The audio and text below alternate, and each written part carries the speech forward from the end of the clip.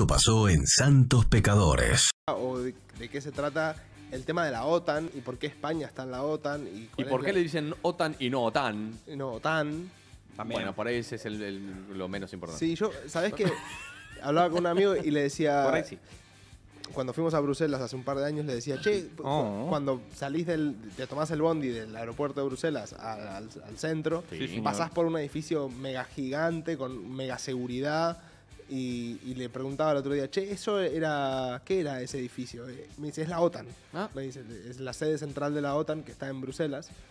Que tiene una especie de, bueno, es un edificio mega militar que está ahí. Pero ¿qué es la OTAN? ¿Qué significa OTAN? ¿Alguien sabe lo que significan las letras de la OTAN? No, Organización Tratado Americano. Amnistía. Del Atlántico. Organización del Tratado del Atlántico Norte. ¡Ay! Casi. En inglés es NATO. Claro, North Atlantic. Organización, repitamos, Organización de Tratado del Atlántico Norte. Exacto. ¿La parte del Atlántico Norte tiene que ver con el Atlántico? Sí, claro. Okay. Básicamente lo que... No sabía que estaba el Atlántico dividido en Atlántico Sur y Atlántico Norte, pero bueno. Bueno, sí, claro. Es que obviamente los países del Atlántico Norte, los que se sitúan en esa órbita, son los que... En esa órbita. Sí, son los que... hablamos del agua, ¿no? Del aire. No, mentira. No, son los que, digamos, decidieron en 1949 armar como una especie de asociación política al principio que dijeron, bueno, va a funcionar como un sistema defensivo. Es decir, ante la Guerra Fría que se presentaba en aquel momento, Sí. O el mundo dividido en bloques, que es lo que conocemos hoy en día, el bloque comunista y el bloque occidental, dijeron, bueno, firmaron un tratado en Washington y firmaron como... Claro, una especie de sistema defensivo donde si atacaban a uno, atacaban a todos. Es decir, yo salto si te atacan, ¿no? Entonces, bueno, era como para ponerle un poco el freno al avance en teoría comunista que se podía dar en aquel momento. Por el otro lado se firmaron también los pactos de Varsovia. Los pactos de Varsovia es lo mismo, pero comunista. Es decir, era un tratado de amistad de los países también satélites soviéticos, donde si alguno era atacado o alguno era amenazado, bueno, el bloque comunista iba a salir en su defensa. Bien. ¿Qué pasa? Eso obviamente ese tratado murió después de la caída del muro de Berlín, porque se dividieron los países y se separó todo aquello. Entonces, básicamente es eso, un sistema de defensa colectiva, para que nos entendamos. Hoy en día, obviamente, el principal impulsor de esta organización es Estados Unidos, junto con Francia, junto con Reino Unido. Pero bueno, también hay otros países, por ejemplo Macedonia del Norte, que fue la última incorporación, o países que no están digamos que no tienen frontera con el Atlántico Norte. Por ejemplo, Italia también está en la OTAN, o no sé, hay creo que unos 30 países aproximadamente que forman parte de esta organización. Pero, digamos, esto cambió, este carácter político que tenía la organización cambió en los años 50 con la guerra de Corea, con la invasión de Corea del Sur a Corea del Norte, etc. Y se hizo una coalición permanente.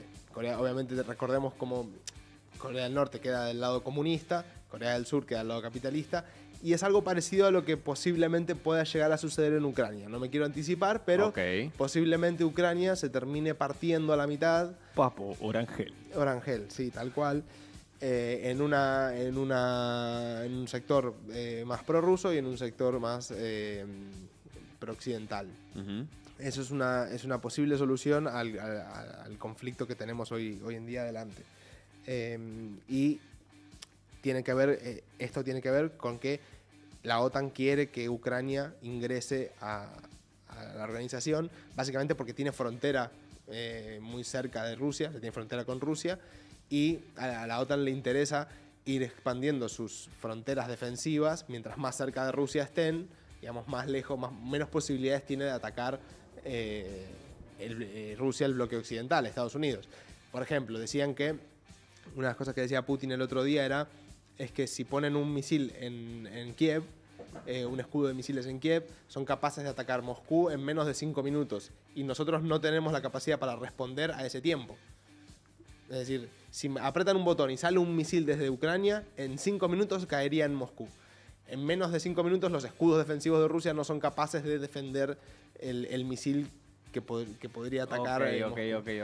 Entonces, claro, es importante porque Rusia se siente amenazado si el día de mañana Ucrania decide al final entrar en la OTAN. Recordemos que el presidente que llegó a Ucrania llegó con una especie de mandato de arreglar toda la crisis política y social que tenía, y económica obviamente, que tenía, pero fracasó rotundamente y ahora tiene al país totalmente dividido. El presidente ucraniano es pro-europeo, pero se ve entre las presiones de dos monstruos, ¿no? Como son el bloque de la OTAN liderado por Estados Unidos y Rusia. Entonces, bueno, tienen que hacer malabares como para surfear esta ola. Que no es fácil. Exacto. Pero bueno, como decíamos, básicamente los dos bloques habían quedado conformados y la URSS quiso entrar en la OTAN. La URSS. La URSS, claro, porque en 1954 la URSS dijo, sé que están armando ustedes un grupito de amigos para defenderse. Yo quiero entrar. No, ¿por las armas decís? Claro. No, ¿quién te dijo? Claro, que estamos hablando de un grupito? No. Todos vestidos iguales, No, todos vestidos con un logo que decía Cazamos OTAN. elefantes nada más. No. Claro, no, pensá que- nada, porque nos gusta a todos jugar al solitario. Claro, y pensá que en aquel momento, en la época de posguerra de la Segunda Guerra Mundial, que fue tan devastadora para Europa, los países europeos estaban tan débiles políticamente, económicamente, militarmente, Sí. que cualquier cosa que podía pasar podían ser invadidos por Rusia sin problema. Claro. Desestabilizar.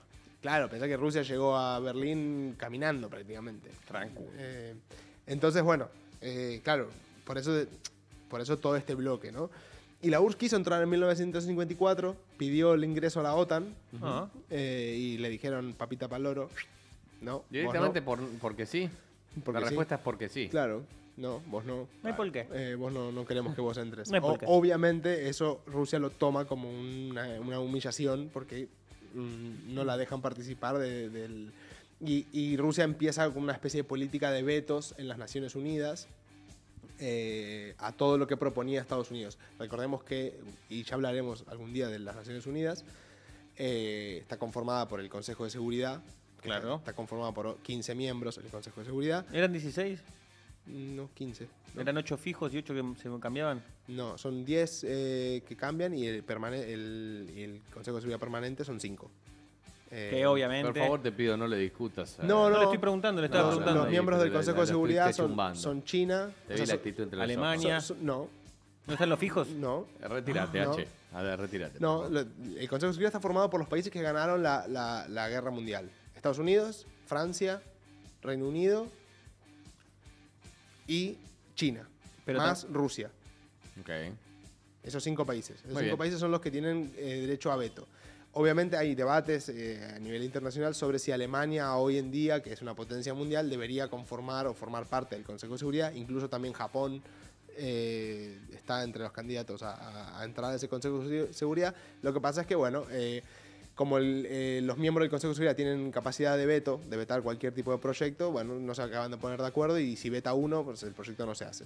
Cuidado con los vetos, ¿eh? Entonces, claro, sí, Claro. con veto... El Beto Márcico, el Beto Acosta, y Beto Casella. Beto sí, Casella. Beto Casella. El Beto Fernández. Veto Sí. a saber. Cuidado. Beto a saber. Entonces, bueno, Rusia lo que hace es iniciar una política de vetos a todo lo que hace Estados Unidos para bloquearle un poco también los proyectos a nivel internacional. Pero vamos a intentar hablar un poquito de lo que tiene que ver con España, de donde vivimos nosotros. Ujú. ¿Por qué España forma parte de la OTAN? ¿O cuáles son los antecedentes a esto?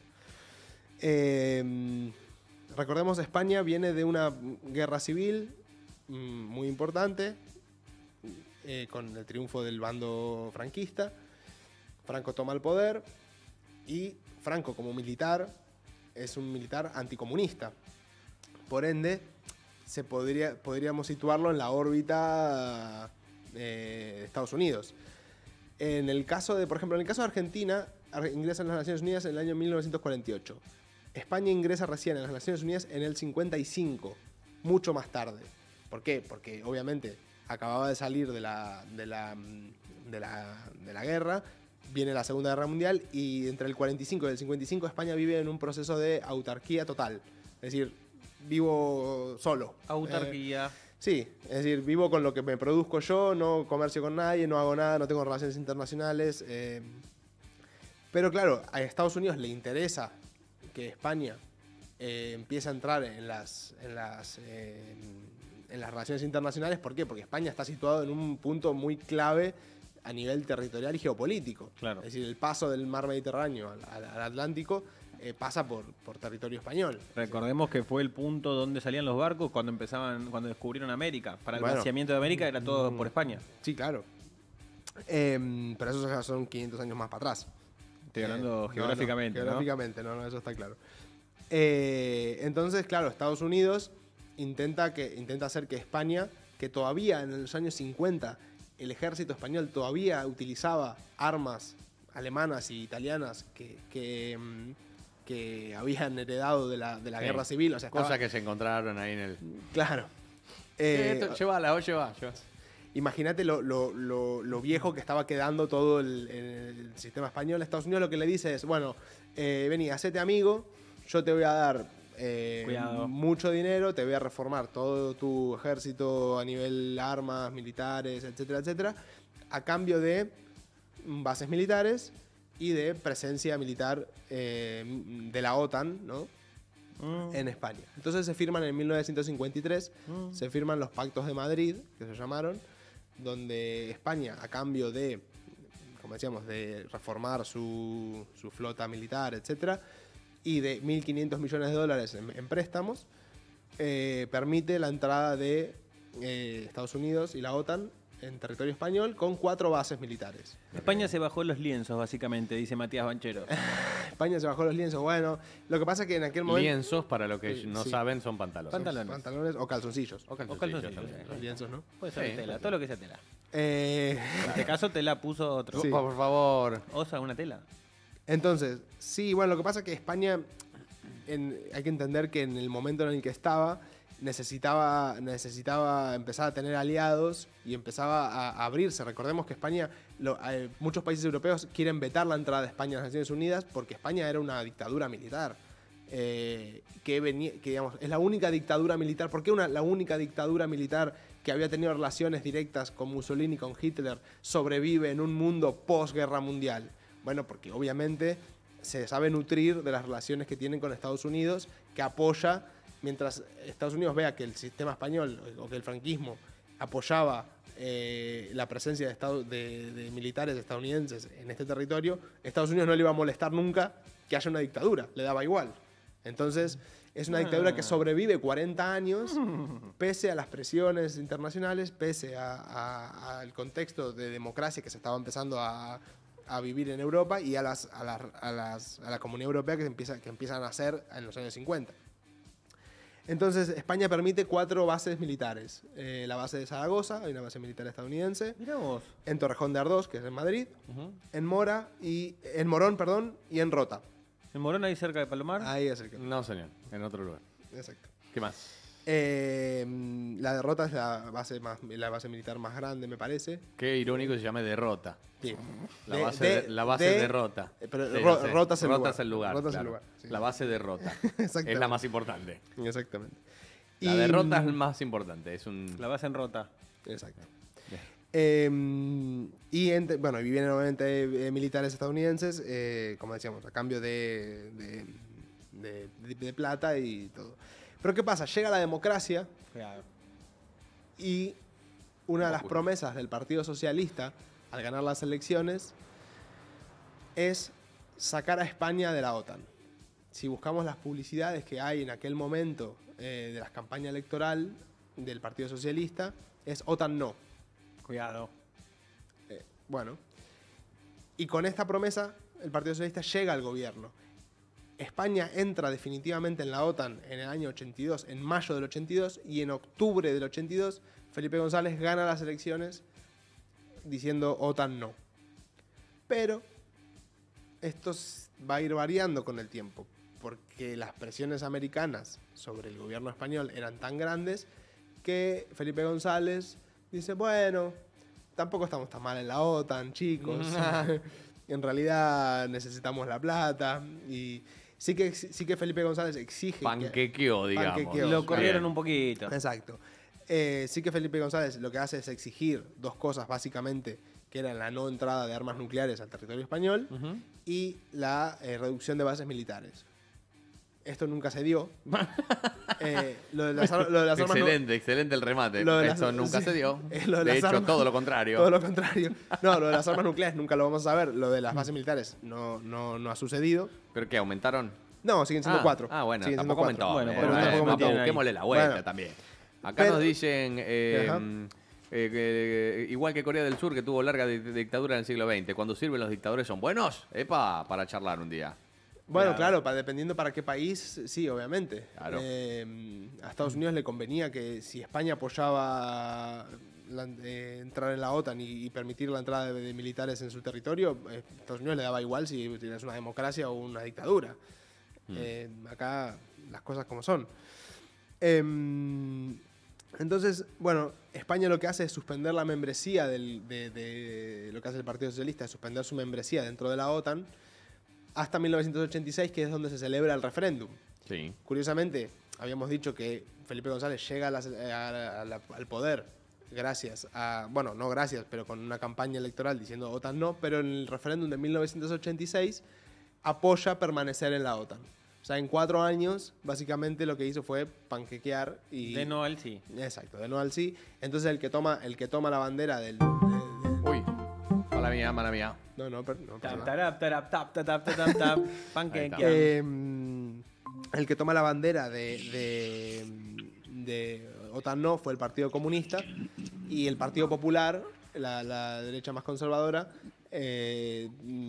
decide optar por la abstención en el referéndum. Bien, vamos a hacer un pequeño parate. Ya Me terminamos, me quedan 2 minutitos, 2 datitos y ya estamos. Bueno, igual quiero que te quedes en esta nota. Sí. Vale, perfecto. Nada, y para terminar, el referéndum, ¿cómo termina? Gana por un 56%, gana el sí, el permanecer en la OTAN al final. Bien. Entonces, bueno. O mal. Sí, como cada uno quiera mal. opinar. Entonces España decide permanecer en la OTAN. Los únicos territorios que votan no a la OTAN no, son Cataluña y el País Vasco. Mira, por eso se parecen tanto como dijiste también hoy. Exactamente. Bueno, ¿qué más? Nada más. KW Radio.